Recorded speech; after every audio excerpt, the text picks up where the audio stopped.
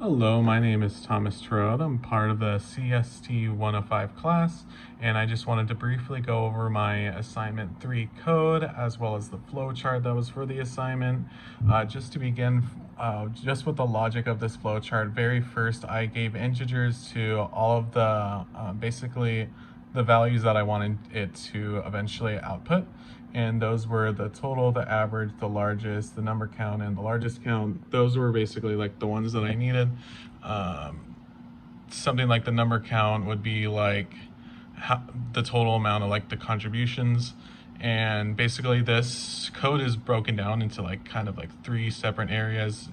The first one right here is like the integers. This is the loop. This is like a feedback loop, like an if then with the numbers. This is what's going to be used to get the values for the largest count, the smallest count, the average, and all the values that we basically want it to output. And yeah, that's where it finds the numbers. And right here, the system outprint is what it's going to print.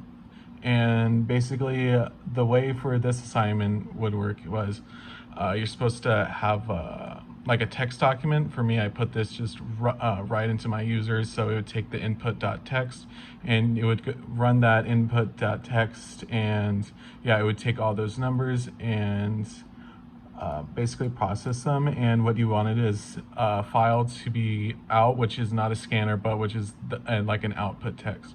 And you wanted it to say these numbers, and it wanted to end with whether or not the goal was met, the donations. And right here's how we were able to find it, whether it was higher or lower than the amount that we wanted. And just to go over the flowchart really quickly, so yeah, you would start with the input, which would be the text file. It would go through that loop and it would find the highest, lowest contributions, those values, and whether or not they were met would be determined later. But first it would go through the loop, and then it gets the outputs, and then whether or not it made